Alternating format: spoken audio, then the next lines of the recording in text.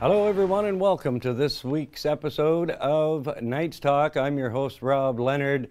The Knights finally got to play at home, and we finally have some highlights for you of that the season home opener versus the Wyerton Rock. Lots of goals on this one. Let's start taking a look at them right now.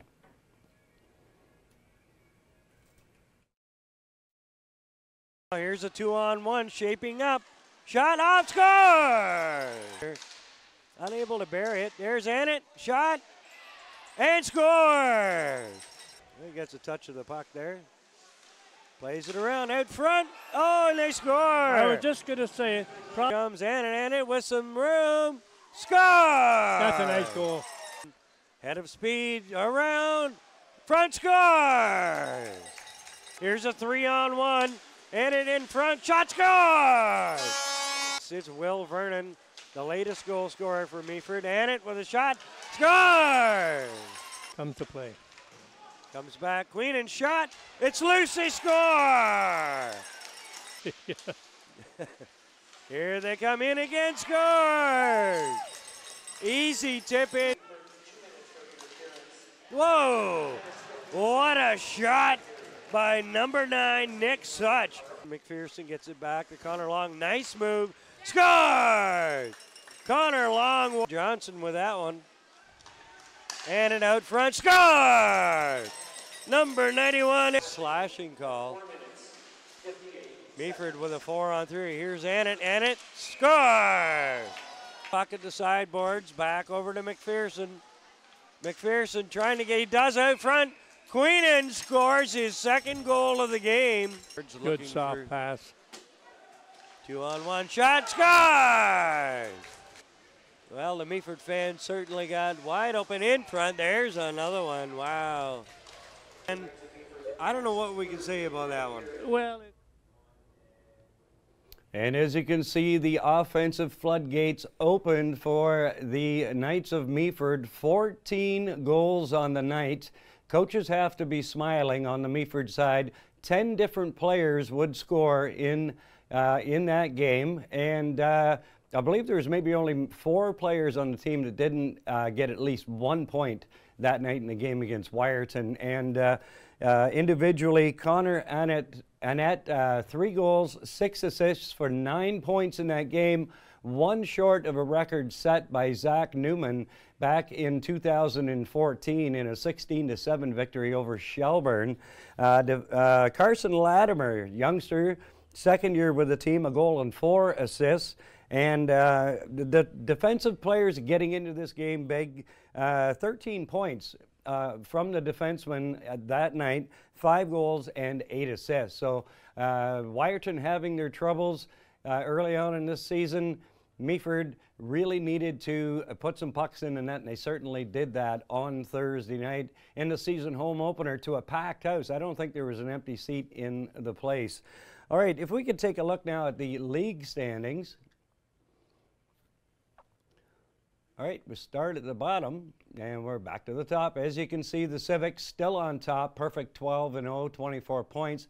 Parry Sound sitting in second as they had. Nothing's really changed here in the top 4 spots. Those top 4 teams really early on in the season looking like they're the ones to beat. But taking a look at Meaford, Meaford has only played 6 games this year. That's the lowest number of games played in the league. No one has played less games than Meaford. So Meaford has a real opportunity to pick up some points here in the next while. As you can see, they played half the amount of games that the New Tecumseh Civics have. But that's about to change. Meaford will have 13 games in the next 30 days, so that averages out to just about a game every 2 days, and that doesn't change much in the month of December either, because right up until the Christmas break, Meaford will still be on that pace of basically a game every 2 nights. So you know, that could wear on a team after a while, but they had a break at the start of the season here, only playing the 6 games. We'll see how things pan out come around Christmas time for the Christmas break. Now let's take a look at the Meaford leading scorers. Connor Annett, on the strength of that 9-point night, now evened up 7 goals, 7 assists, 14 points. Defenseman Connor Long, second with 8 points, tied with Cole McPherson with 8. Another defenseman in there with Will Vernon with 5 points. Carson Latimer, youngster, getting some good quality playing time, a goal and 4 assists, as I said, in that game. Excellent showing that night by him. Callum Queenan, from the British Isles, he's from England, picks himself up 4. He has 4 points on the season. And two more defensemen in there. Adam Robinson with 3 points and Harley Haggerty in 9th with 3 points as well. So the defensive part of Meaford's attack really kicking in and helping out this season. Now, if we could take a look at the upcoming games. Upcoming games this coming Thursday night in Meaford, home to West Nipissing. Meaford faced them once already, losing to West Nipissing, so Meaford will have an opportunity to get some payback.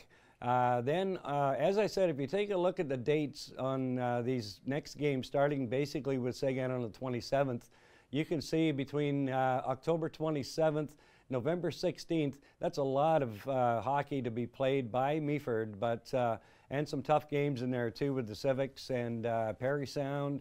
The Bradford Bulls, not as great this year as they have been, but as I said, a lot of hockey coming up this season for the Meaford Knights. Now, on the player front, want to welcome Stephen Shapiro to the team. Stephen played on Thursday night, defenseman out of New Jersey, had a great game for Meaford there, and just announced this morning the Knights are very excited. They've acquired Swedish forward Alexander Nazkov from the Toronto Attack for future considerations and some conditional draft picks. Now, Nazkov has played 3 games for the Attack this year so far, accumulating 6 points in those 3 games.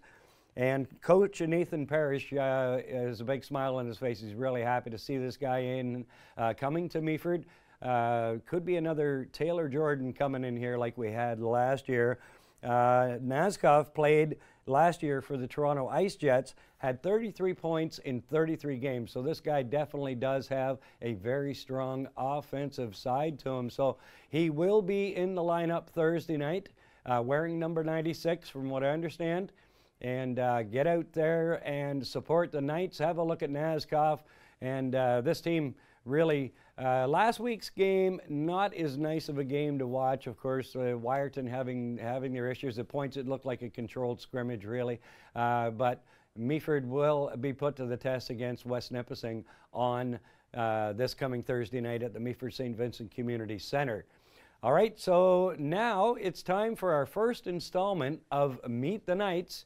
And our guest player tonight is defenseman Connor Long. Let's hear what Connor had to say to the 10 questions. Victim of this season is Connor Long. Connor, are you ready for the questions? Sure am. Okay, on a sinking ship and you're bailing to save your life, which teammate would you want bailing with you? Connor Annett, no doubt about it. All right, number 2, your favorite pregame meal? Pasta. Love pasta. PS4 or Xbox? PS4. Pre-game rituals, do you have any? No, I just try and show up to the rink, be as prepared as I can be, and play the game. All right, so what do you do when you're not playing hockey? Summer months, I play a lot of ball. Other than that, work and hang out with some buddies. All right. If you could choose one CD and one only, which one would it be? That's a tough one. Probably Jason Aldean. Jason Aldean or Luke Bryan's. All right.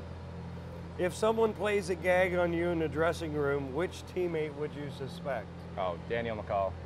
Daniel No doubt McCall. about it. Oh, yeah. All right. And the last question, anybody you'd like to say hello to? Just like to say hello to my mother, my sister, my brother, and yeah, that's about it. Just the fam. All right. Okay, that's going to wrap it up for this week's edition of Knights Talk. I want to thank everybody for joining us on the show here each week. I'm getting messages from former players, players on the team, their parents, and actually a couple of the GMs from teams in the GMHL sending along messages, and very glad to have you tuning in to Knights Talk. So on behalf of producer Mark Perry, I'm Rob Leonard. We'll see you next week on Knights Talk.